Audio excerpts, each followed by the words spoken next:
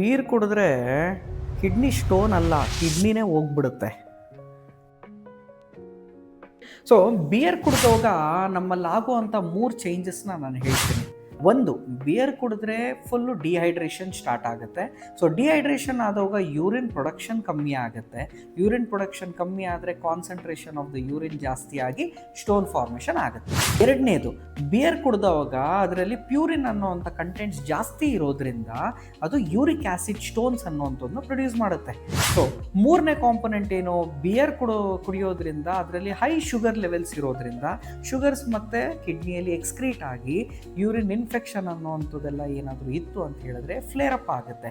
So ಇದ್ರ ಜೊತೆ bonus ಏನು ಅಂತ ಹೇಳಿದ್ರೆ, ಬಿಯರ್ ಕುಡಿದ್ರೆ ಅದು ಇಂಡೈರೆಕ್ಟ್ಲಿ ಕಿಡ್ನಿನ ಹಾಳು ಮಾಡೇ ಮಾಡುತ್ತೆ ಕ್ರಾನಿಕ್ ಆಲ್ಕೋಹಾಲಿಕ್ಸಲ್ಲಿ, ಆ್ಯಂಡ್ ಜೊತೆಗೆ ಬೋನಸ್ ಆಗಿ ಅದು ಲಿವರ್ನ ಕೂಡ ಹಾಳು ಮಾಡುತ್ತೆ. ಸೊ ಇವಾಗ ನೀವು ನನಗೆ ಹೇಳಿ, ಬಿಯರ್ ಚೆನ್ನಾಗಿ ಕುಡಿದಿದ ತಕ್ಷಣ ಕಿಡ್ನಿ ಸ್ಟೋನ್ಸ್ ಬಂತಾ ಅಥವಾ ಇರೋವಂಥ ಸ್ಟೋನ್ಸು ಹೋಯ್ತಾ? ಸೊ ಬೇಸಿಕಲಿ ಇಲ್ಲಿ ಏನಾಗ್ತಾ ಇದೆ ಅಂದರೆ, ಬಿಯರ್ ಜಾಸ್ತಿ ಕುಡಿಯೋದ್ರಿಂದ ಕಿಡ್ನಿ ಸ್ಟೋನ್ ಅಲ್ಲ, ಕಿಡ್ನಿನೇ ಹೋಗ್ತಾ ಇದೆ.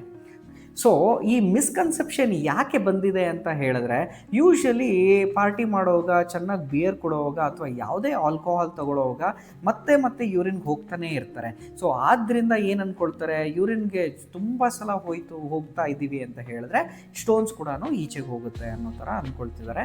But the fact is, beer ಒಂದು ಡಯೂರಿಟಿಕ್ ಅಂತ ಹೇಳ್ತೀವಿ. ಅದು ಇನಿಷಿಯಲಿ ಒಂದು ಸ್ವಲ್ಪ ಟೈಮಲ್ಲಿ ನೀವು ಯೂರಿನ್ ಪ್ರೊಡಕ್ಷನ್ನ ಜಾಸ್ತಿ ಮಾಡುತ್ತೆ, ಆಗ ಮಾತ್ರನೇ ನೀವು ಯೂರಿನ್ಗೆ ಜಾಸ್ತಿ ಹೋಗ್ತೀರಾ. ಬಟ್ ನೆಕ್ಸ್ಟ್ ಡೇ ಮಾರ್ನಿಂಗ್ ಆಗೋ ಹ್ಯಾಂಗ್ ಓವರ್ ಬಗ್ಗೆ ನೀವು ಮರ್ತೋಗ್ತಾ ಇದ್ದೀರಾ. ಹ್ಯಾಂಗ್ ಓವರ್ ಯಾಕಾಗುತ್ತೆ? Because of the dehydration. ಅಂದರೆ ಅಗೇನ್ ಅದು ಸ್ಟೋನ್ ಫಾರ್ಮೇಷನ್ಗೆ ಇಂಡ್ಯೂಸ್ ಮಾಡುತ್ತೆ ಅನ್ನೋಂಥದ್ದನ್ನ ಮರ್ತೋಗ್ತಾ ಇದ್ದೀರಾ. So this is one aspect. ಮತ್ತು ಯಾರಿಗೇ ಆಗಲಿ, ಬಿಯರ್ ಒಂದೇ ಅಲ್ಲ, ನೀರು ಚೆನ್ನಾಗಿ ಕುಡಿಯೋಕ್ಕೆ ಸ್ಟಾರ್ಟ್ ಮಾಡಿದ್ರೇನೂ ಯೂರಿನ್ ಪ್ರೊಡಕ್ಷನ್ ಜಾಸ್ತಿ ಆಗಲೇಬೇಕು.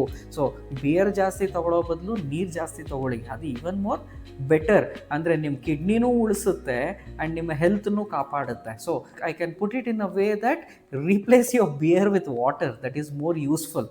ಇನ್ನೊಂದು ಇಂಪಾರ್ಟೆಂಟ್ ಥಿಂಗ್ ಏನು ಅಂತ ಹೇಳಿದ್ರೆ, 5 mm ಚಿಕ್ಕಕ್ಕಿರುವಂಥ ಸ್ಟೋನುಗಳು ಯೂಶ್ವಲಿ ನೀವು ಜಾಸ್ತಿ ಹೈಡ್ರೇಟ್ ಆಗೋದ್ರಿಂದ, ಜಾಸ್ತಿ ನೀರು ಕುಡಿಯೋದ್ರಿಂದ ಈಚೆ ಹೋಗುವಂಥ ಚಾನ್ಸಸ್ ಯಾವಾಗ ಬೇಕಾದರೂ ಇರಬಹುದು. ಬಟ್ ಅದಕ್ಕಿಂತ ಜಾಸ್ತಿ ಇರೋವಂಥ ಸ್ಟೋನ್ಸು ಯೂಶ್ವಲಿ ಈಚೆ ಹೋಗುವಂಥದ್ದು ತುಂಬ ಕಮ್ಮಿ, ಅಂದರೆ ತುಂಬ ರೇರಾಗಿ ಈಚೆ ಹೋಗೋ ಚಾನ್ಸಸ್ ಇರುತ್ತೆ. So what I need to tell you is, beer ಕುಡಿದ್ರೆ ಸ್ಟೋನ್ ಕ್ಲಿಯರ್ ಆಗುತ್ತೆ ಅನ್ನೋವಂಥದ್ದು ದೊಡ್ಡ ಸುಳ್ಳು. It's just a myth, it's not a fact.